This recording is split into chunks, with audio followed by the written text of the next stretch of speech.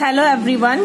Previous class में हमने adiabatic expansion of ideal gas के लिए work, heat, change in internal energy और चेंज इन एंथैल्पी को कैलकुलेट किया था और उससे प्रीवियस क्लास में हमने यही चीजें कैलकुलेट की थी isothermal expansion of ideal gases के लिए। तो अब हमारा जो नेक्स्ट टॉपिक है वो है comparison of isothermal and adiabatic expansion of ideal gas.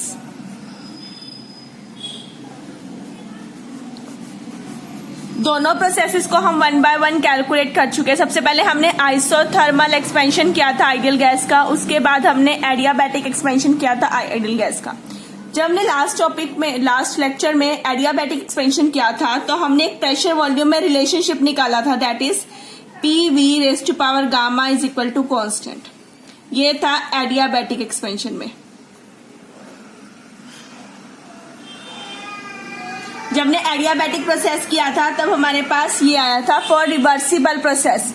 और सेम जब हमने आइसोथर्मल प्रोसेस किया था तब हमने सिंपल बॉयल्स लॉ यूज की थी। एक जगह पर रिलेशन यूज किया था बॉयल्स लॉ का, जहां हमने P1V1 is equal to P2V2 use किया था, सिंपल बॉयल्स लॉ। तो हमने वहां पे देखा PV is equal to constant. ये था केस आइसोथर्मल वाला फॉर रिवर्सिबल प्रोसेस। डन।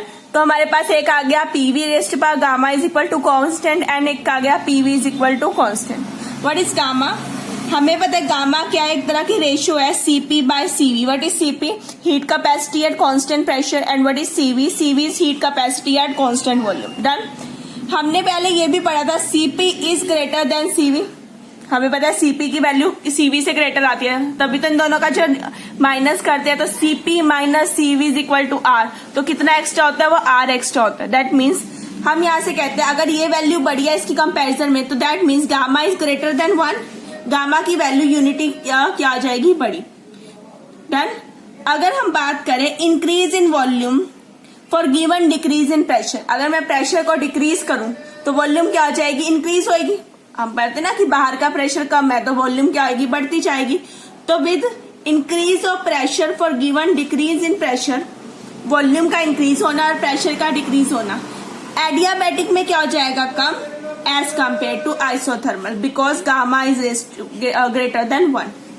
तो अगर मैं ग्राफ प्लॉट करूं बिटवीन प्रेशर एंड वॉल्यूम, हमें पता है जैसे जैसे प्रेशर बढ़ेगा वॉल्यूम क्या आती रहेगी? कम। बट ये चेंज आइसोथर्मल में ज्यादा होगा और एडियाबैटिक में उससे थोड़ा कम होगा। तो ऊपर वाली जो कर्व आएगी वो हमारी होगी आइसोथर्मल प्रोसेस के लिए और जो नीचे वाली होगी वो किसके लिए आएगी? एडियाबैटिक के लिए।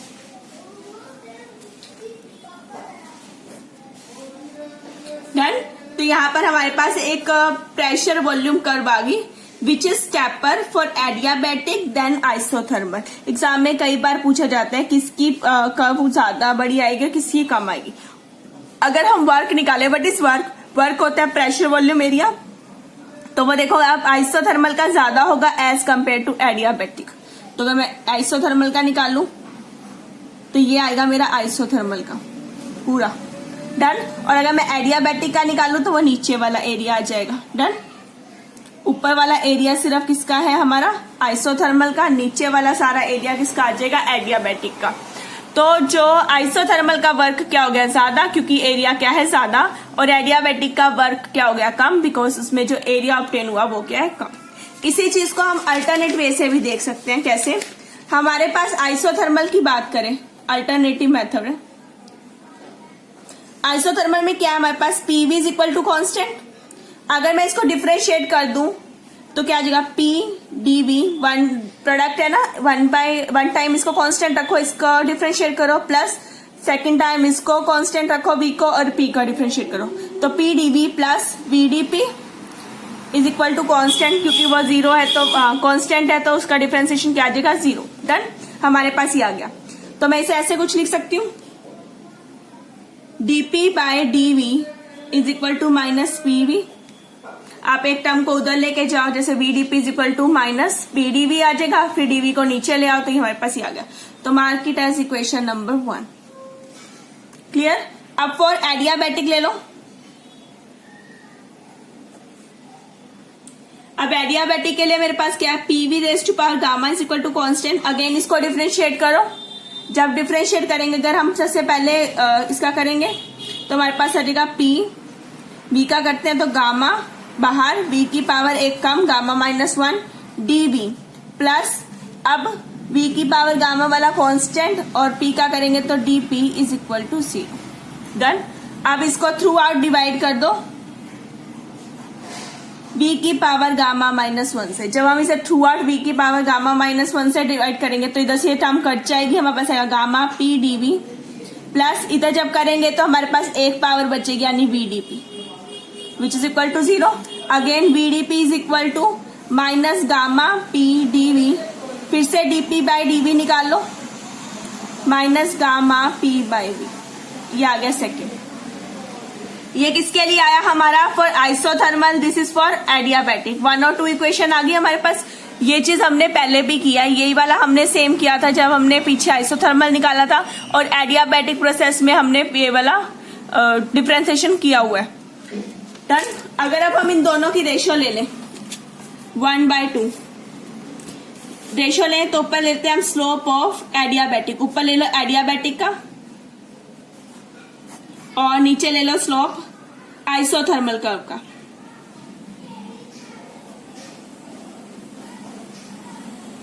एडियाबैटिक वाले की वैल्यू क्या है, minus gamma P by V, और उसकी वैल्यू क्या है, पी बाई वी। डन। हमने यहाँ पे इक्वेशन यूज कर लिया है, इक्वेशन 1 और 2 दोनों यहाँ पे यूज कर ली। डन। जब आप इसे कैंसिल आउट करोगे तो ये स्लेब हमारे पास किसके, माइनस माइनस कैंसर सेम है, पीवी कैंसर, हमारे पास क्या वैल्यू आ गई, गामा। हमें पता है gamma is greater than 1 because gamma is equal to CP by CV. What is CP, heat capacity at constant pressure, and what is CV, heat capacity at constant volume. अगर दोनों की ratio ले तो ये value हमारे पास क्या आती है, गामा, और gamma because CP is greater than 1, heat capacity at constant pressure greater होती है as compare to heat capacity at constant volume, तो हमारे पास गामा की वैल्यू भी क्या आ जाएगी, बड़ी आ जाएगी, विच इज ग्रेटर देन 1। तो ये वैल्यू हमारे पास बड़ी आ गई। तो हम कुछ इस तरह भी लिख सकते हैं, that mean slope of adiabatic curve is equal to gamma into slope of isothermal curve. इसका मतलब है एडियाबैटिक का स्लोप ज्यादा होगा किसकी कंपैरिजन में, आइसोथर्मल की। अब स्लोप ज्यादा है, दैट मीन्स इससे क्या होगी, स्टेपर होगी। तो फिर से हमारे पास सेम वही चीज आ गई, that means adiabatic curve is steeper than isothermal curve. और वर्क की बात हम ऑलरेडी कर चुके हैं, work is equal to area of pressure volume, जो इस कर्व का एरिया आ जाएगा। आइसोथर्मल में एरिया ज्यादा है इसलिए आइसोथर्मल का वर्क डन भी क्या होगा, ज्यादा। एडियाबैटिक प्रोसेस में एरिया कम है तो एडियाबैटिक का जो वर्क भी होगा क्या होगा, कम। यहाँ हम वर्क ऑफ एक्सपेंशन की बात करें बिकॉज ये प्रोसेस हमने एक्सपेंशन के लिए सोल्व किया था। डन। और हमारा जो लास्ट टॉपिक है इस चैप्टर का, that is Kirchhoff's law.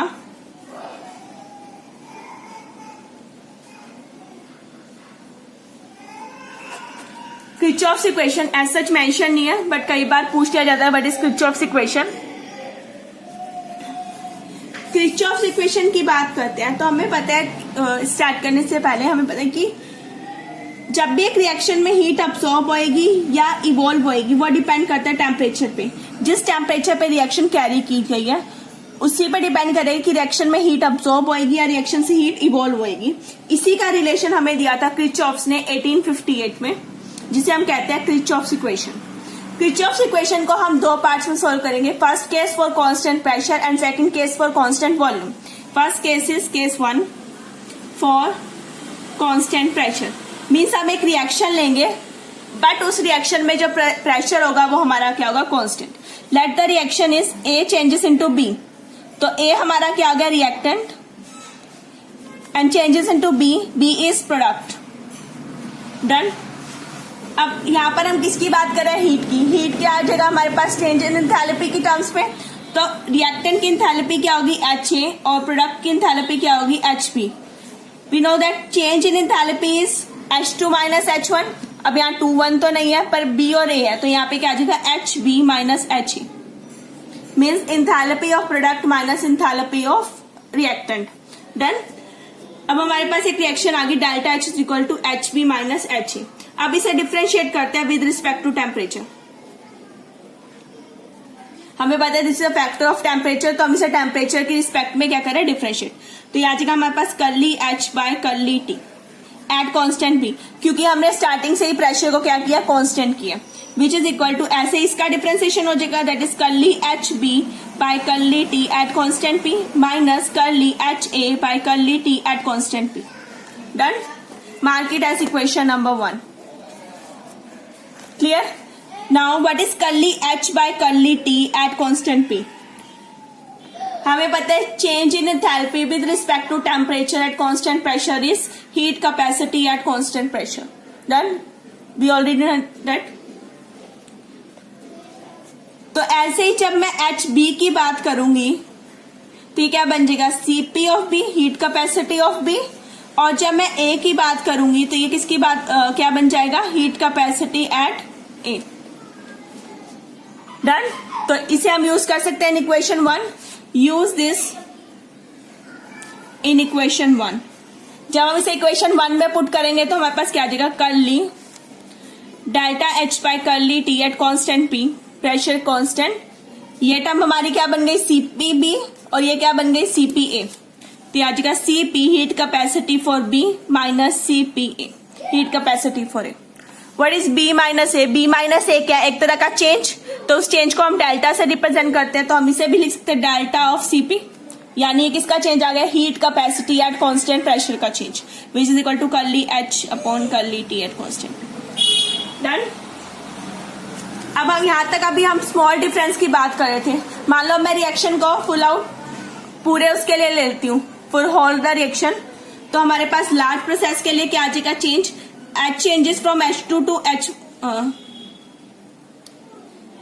Changes from H1 to H2 and T changes from T1 to T2। Temperature में जैसे चेंज आएगा वैसे एंथैल्पी में चेंज आएगा, तो मैं कुछ ऐसे लिख सकती हूँ इसको, integrate from delta H1 to delta H2 D of H, which is equal to T1 से T2 CP dt। हमारे पास ये आ गया, मैं dt को इधर ले गई, हॉल के लिए हमने इसे क्या कर दिया, इंटीग्रेट कर दिया। जब मैं इनसे इंटीग्रेट करूंगी तो डेल्टा H आएगा, लिमिट पुट करने पे आ जाएगा delta H2 minus delta H1, which is equal to delta CP is constant, अंदर बचेगा T की लिमिट्स पुट करने पे T2 minus T1। Now delta CP is equal to delta H2 minus delta H1 over T2 minus T1। ये आ गया हमारा relation of Kirchhoff's law. ये हमारी किरचॉफ्स इक्वेशन है फॉर कांस्टेंट प्रेशर। यहाँ पे प्रेशर क्या है, कांस्टेंट, उसे आप सीपी से देख सकते हो। तो ये हमारा क्या है, Kirchhoff equation for constant pressure. अब हम निकालते हैं for constant volume. Case 2 for constant volume. अब मुझे क्या करना है, वॉल्यूम को कांस्टेंट करना है। अब डेल्टा एच किसके बराबर होता है, हमें पता है H is equal to U plus P V, तो डेल्टा एच क्या होगा, delta U plus P delta V, इसके बराबर। Now if B is constant, volume तो क्या रहनी है कांस्टेंट, तो उसका चेंज कितना हो जाएगा, 0। सो अगर डेल्टा वी 0 है तो डेल्टा एच किसके बराबर है, डेल्टा यू के। डन। तो वॉल्यूम को जब कांस्टेंट किया तो एच किससे रिप्लेस हो जाएगा, यू से। तो हम इक्वेशन 2 में रिप्लेसमेंट कर सकते हैं, यूज इक्वेशन 2। जब 2 यूज करेंगे, 2 में आपने क्या करना है, एच को रिप्लेस कर दो यू से और पी को रिप्लेस कर दो वी से। तो हमारे पास है delta C V is equal to delta U 2 minus delta U 1 upon H2 T2 minus T1। ये आ गई हमारी second equation for at constant volume. Done.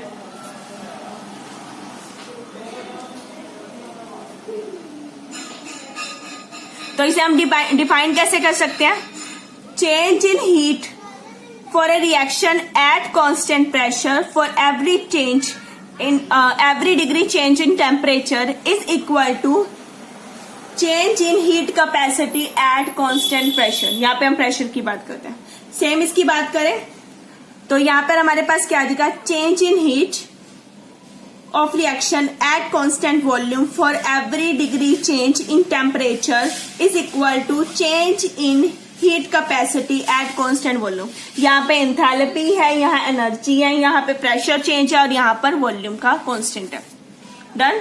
एक जगह हमने प्रेशर को कांस्टेंट लिया और एक जगह हमने क्या लिया, वॉल्यूम को कांस्टेंट लिया। ये थी हमारी किरचॉफ्स इक्वेशन। डन। अब हम करते हैं सीखे कुछ न्यूमेरिकल्स।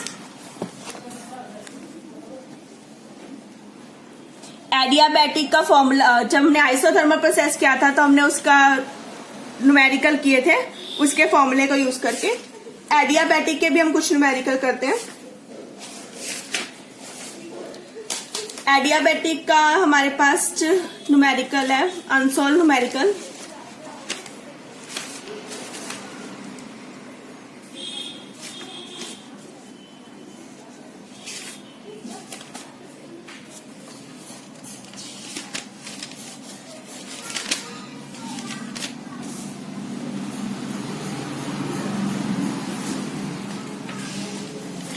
फर्स्ट न्यूमेरिकल दिया हुआ है हमें, a quality of air for that gamma is equal to 1.4, gamma की वैल्यू दी हुई है। Temperature is given as 300 kelvin, is compressed adiabatically to 1/3 of its volume. Volume change हो गया 1/3 to its original volume. That means जो अब volume आई है वो ओरिजिनल की 1/3 है। डन। अगर ओरिजिनल बी है तो उसकी 1/3 हो गई। Find the change in its temperature, temperature में क्या चेंज आया, अब हमें वो कैलकुलेट करना है यहाँ से। डन। तो हमें देखो टेम्परेचर गिवन है और वॉल्यूम गिवन है, तो हम यहाँ से किसका रिलेशन यूज करेंगे, T1 और V का। तो हमें पता है टेम्परेचर वॉल्यूम रिलेशन, पीछे हमने रिलेशन निकाले थे pressure volume, temperature volume, pressure temperature, उसमें से हम टेम्परेचर और वॉल्यूम रिलेशन यूज करते हैं, which is T1 V1 is gamma -1 is equal to T2 V2 gamma -1। Done. हमारे पास ये आ गया। अब इसे पुट करते हैं, सॉल्व करते हैं। चेंज निकालना है, दैट इज T2 निकालना है। एक हमें गिवन है,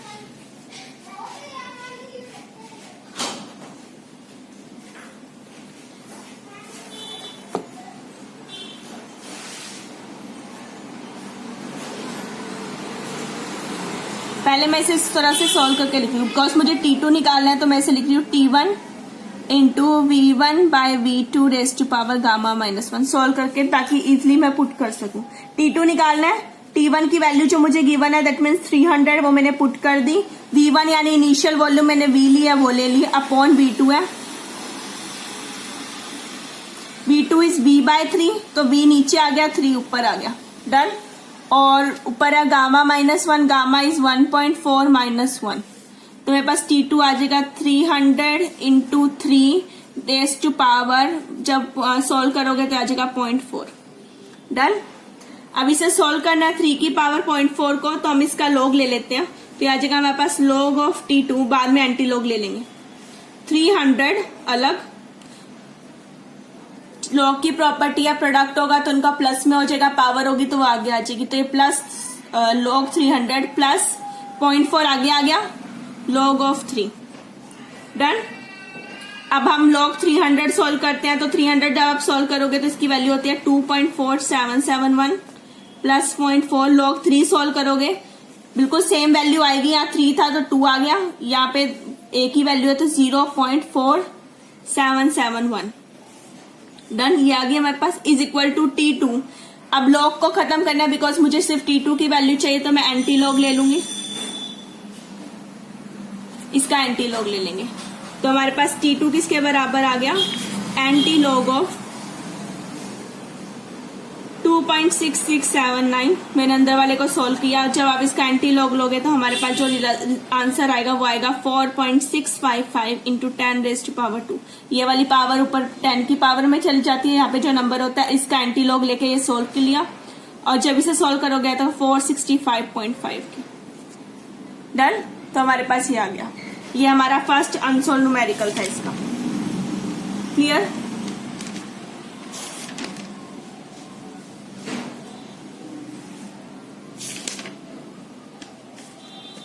अब किसी और फॉर्मूले पे लेते हैं, जैसे इसमें ये वाला फॉर्मूला यूज होगा, नेक्स्ट में प्रेशर टेम्परेचर है तो आप उसका रिलेशन यूज कर सकते हो, जहां पर जो वैल्यू दी होगी आप वो यूज करोगे। जैसे नेक्स्ट क्वेश्चन है, 5th क्वेश्चन है, calculate the change in energy for 2 mole of H2। 2 moles given है मुझे, मीन्स N की वैल्यू गिवन है 2। For constant volume from 25 degree to 50 degree Celsius. Means temperature दे रखा है T1 से T2, 25 से 50। Given that gas is near room temperature, CV is constant and is equal to 5 calorie per degree. CV given है, done. आपको temperature given है और N की वैल्यू गिवन है, डन।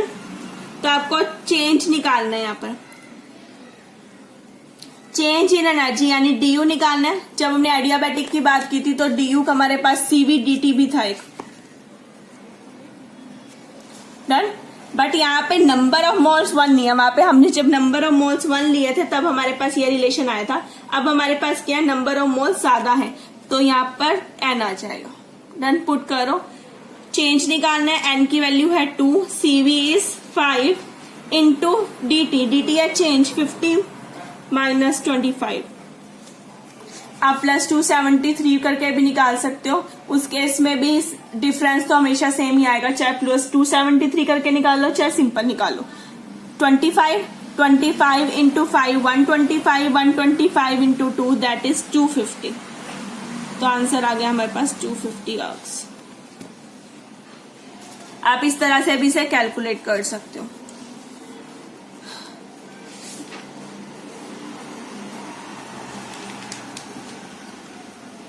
ऐसे ही हम एक क्रिचॉफ्स का न्यूमेरिकल लेते हैं, अनसोल्व न्यूमेरिकल।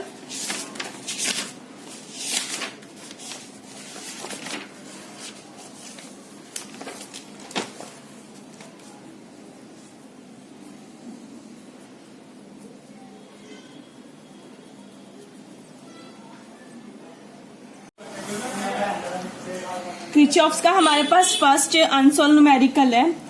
गिवन है the molecular heat capacity at constant pressure for H2। हमें अलग अलग की वैल्यू दी हुई है, एक दी हुई है Cp ऑफ H2, एक गिवन है Cl2 की और एक गिवन है हमारे पास HCl की, which is 29.3, 34.7 and 28.9 joule kelvin. हमारे पास ये 3 वैल्यू गिवन है। If the heat of formation of HCl eight constant pressure constant है हमारे पास, यानी Cp वाला फॉर्मूला यूज करना है, इज माइनस 91.2 किलो जाउल। यानी कि फर्स्ट हमें दिया हुआ H1 गिवन है हमारे पास माइनस 91.2 किलो जाउल। तो मैं इसे किलो से कन्वर्ट करूं तो ये हमारे पास आएगा 19200 जाउल। 1000 से मल्टीप्लाई करके हमारे पास ये आ गया, डन। ये हमें गिवन है एक टेम्परेचर पे, दैट इज 293 केल्विन। दूसरा टेम्परेचर हमें गिवन है 313 केल्विन, जिसपे हमें डेल्टा H2 को कैलकुलेट करना है, डन। ये सब हमें यहाँ पे वैल्यू गिवन है। अब इसको सॉल्व करें तो हमारे पास रिलेशन है delta H2 minus delta H1 over T2 minus T1 is equal to delta Cp। पहले तो मुझे रिएक्शन के लिए डेल्टा Cp को कैलकुलेट करना है।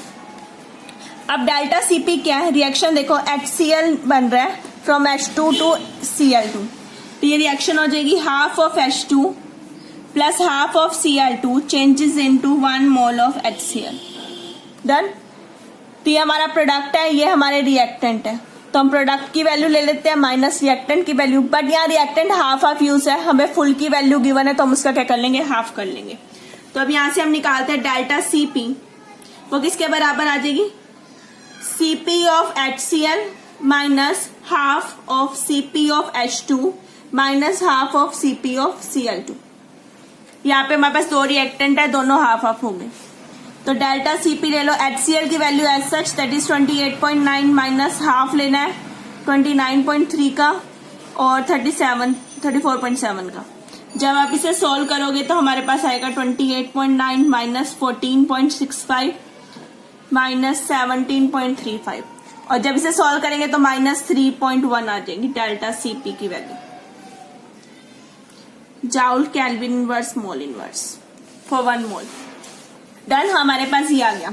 तो Cp मैंने निकाल लिया, H2 मुझे निकालना है, H1 गिवन है, ये रिलेशन मैं इधर ले जाती हूँ। तो H2 किसके बराबर आ गया मेरे पास, delta Cp into T2 minus T1 और प्लस में क्या है हमारे पास डेल्टा H1, इसकी वैल्यू डन, इसके बराबर आ गया हमारे पास। ये मुझे कैलकुलेट करना है, CP माइनस 3.1, T2 है हमारे पास 3.1 माइनस 293 प्लस डेल्टा H2 की वैल्यू है माइनस 19200, जो हमने सारी वैल्यूज ऊपर वाली यहाँ पर पुट कर ली। अब इसे सॉल्व करेंगे हम लोग, जब इसे माइनस करेंगे तो 20 आ जाएगा, माइनस 3.1 इंटू 20 माइनस 91200। इसे सॉल्व करोगे आपके पास आ जाएगा 91262 माइनस में। ये आ गई चावल में वैल्यू। हमें चावल को किस में कन्वर्ट करना है, किलो चावल में। तो जब इसे आप किलो चावल में वापस कन्वर्ट करोगे तो 91.262 यानी 91.26 किलो चावल, इसके बराबर आ जाएगा। ये हमारा फर्स्ट अनसॉल्व क्वेश्चन था। किरचॉफ एज सच सिलेबस का पार्ट नहीं है, बट कई बार एग्जाम में इससे का फॉर्मूला, इसका सिंपल न्यूमेरिकल इस टाइप के ये पूछ लेते हैं। डन। तो ये था हमारा थर्मोडायनेमिक्स और उसके कुछ न्यूमेरिकल्स। डन। Thank you.